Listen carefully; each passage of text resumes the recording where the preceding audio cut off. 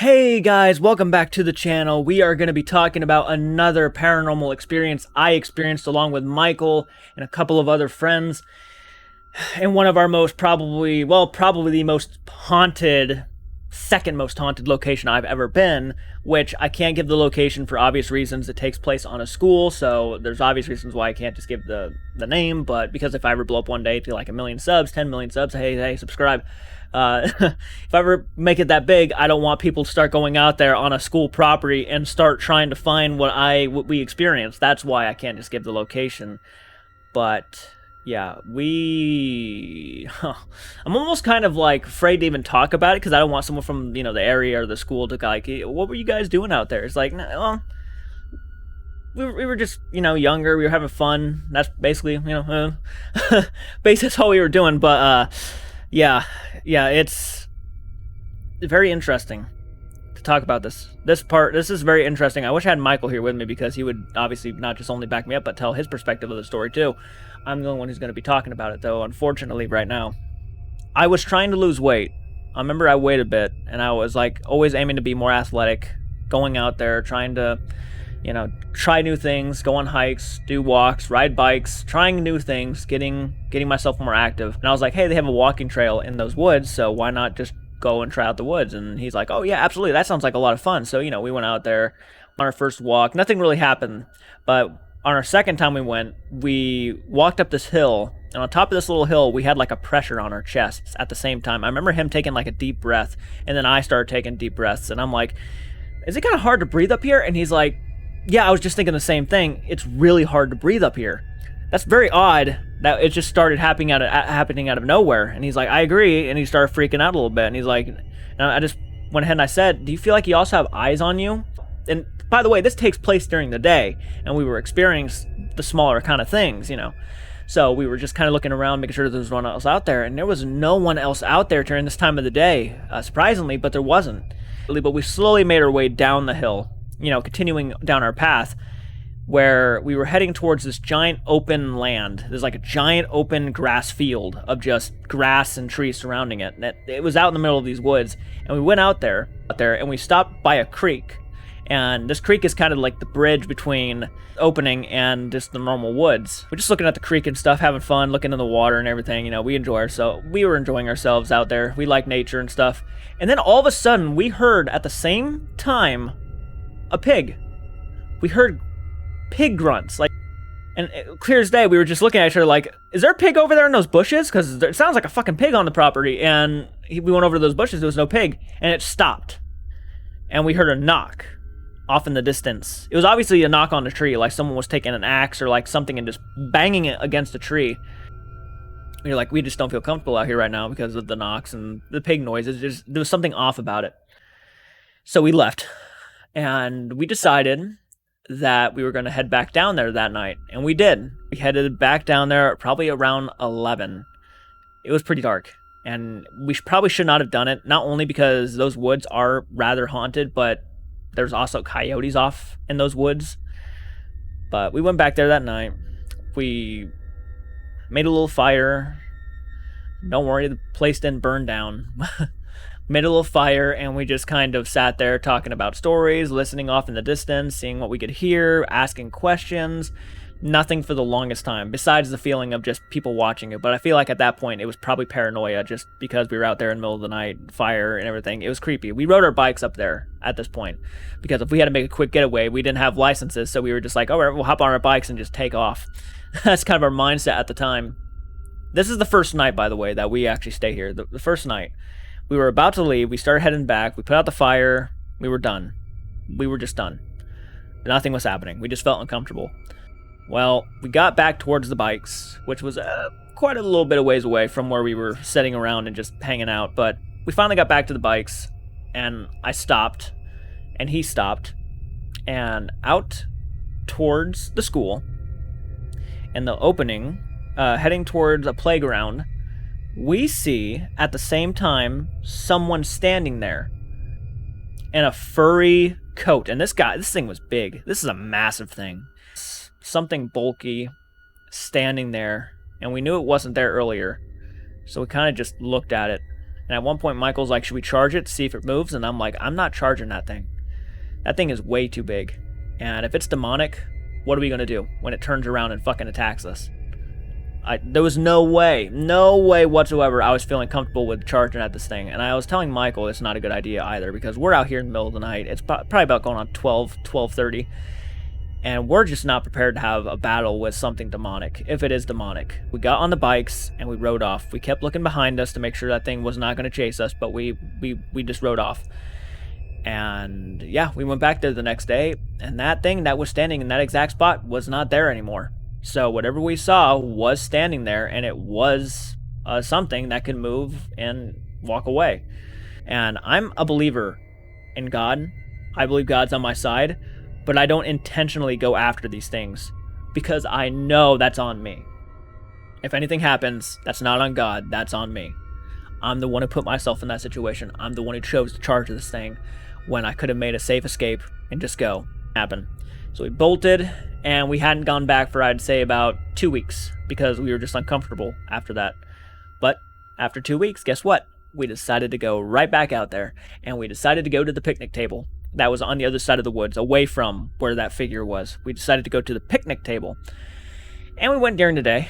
And we just said, hey, this looks like a pretty good spot to come tonight. We left. We came back that night. And we actually heard a little girl talk. Yeah.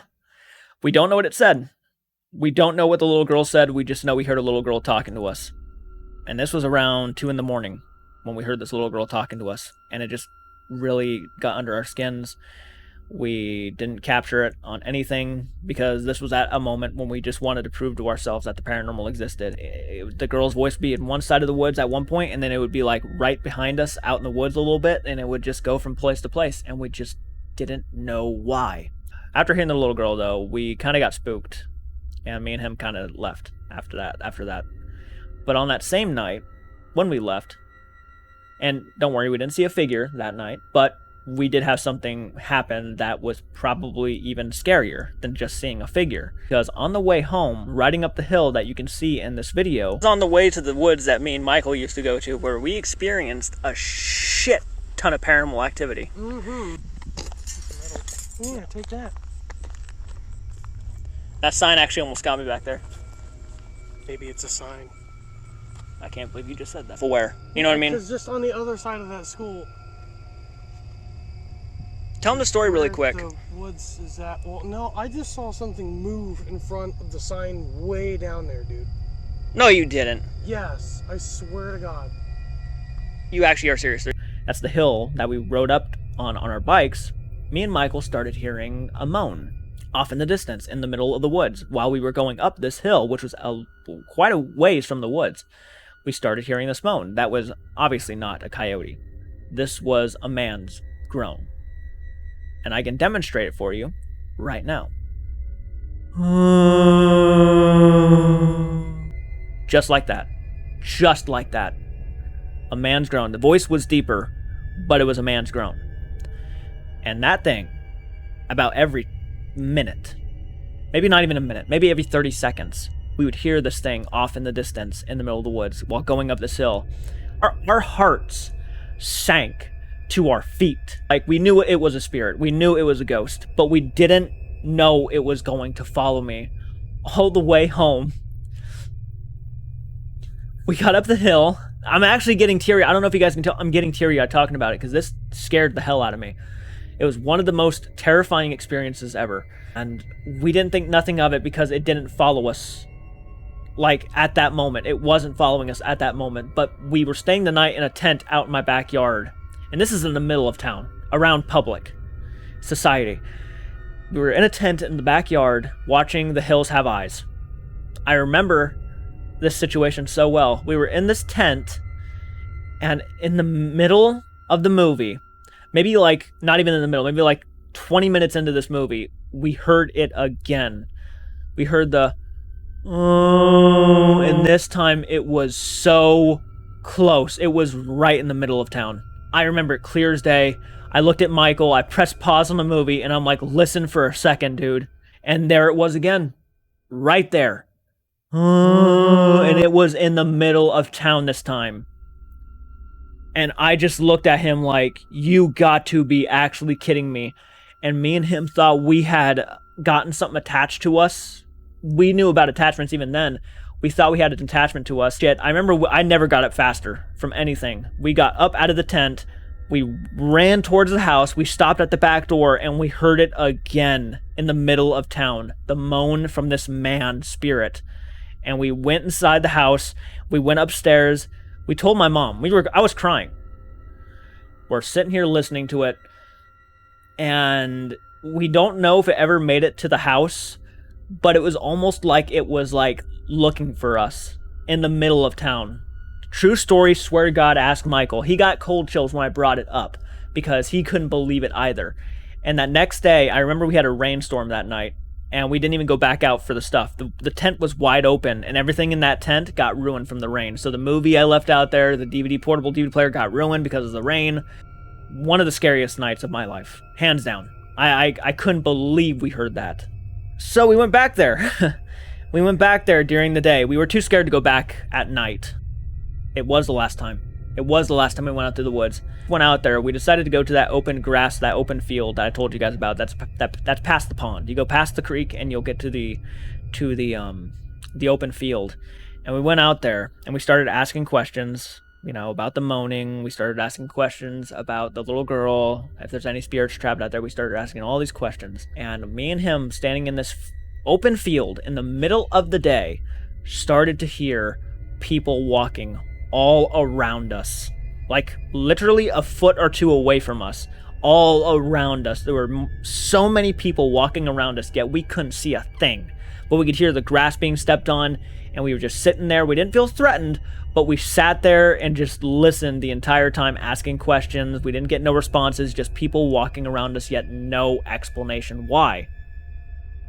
And finally, we left. We just decided to leave. It was the last time we were coming out there. And when we left, we were probably halfway across a cornfield leaving the woods, and we both heard what sounded like a girl talk. And at the same time, we both turned around while holding our bicycles and looked behind us, and we both saw a white form, a white silhouette, or something that was glowing in white, standing at the edge of the woods looking at us leave. And we both got on our bicycles and we hauled ass out of there. We got back to the house. It's probably the fastest I ever rode my bike in my entire life. I got one hell of a workout in that moment because I really just... We got back to the house and I looked at him and I'm like, "Did you see what I saw?" And he's like, "I saw what you saw. I saw it." And we both said, we both saw a white silhouette of something standing at the edge of the woods, just looking at us. As a matter of fact, that video you guys saw on the shorts was the closest we ever got going back there. For obvious reasons, we just don't feel safe. We feel like if we keep going back out there, we're going to get an attachment, or worse, we're going to get addicted to going back and forth to this place. But we don't want to be drawn in by whatever's out there. That is the story about the woods. One of the scariest places I've ever been in my life. Those woods are absolutely 100% haunted. Story. I will try to get Michael to tell more about it on his perspective. This is just my perspective of what happened every time we went out to those woods. But comment down below. Let me know your thoughts. Have you had any similar stories? Have you ever experienced anything out in the middle of the woods before? Let me know. I'm curious to hear your opinions. Comment down below. Hit the like button if you really like these types of videos. I will try to do more of these. I don't have a lot of stories, but I do have stories.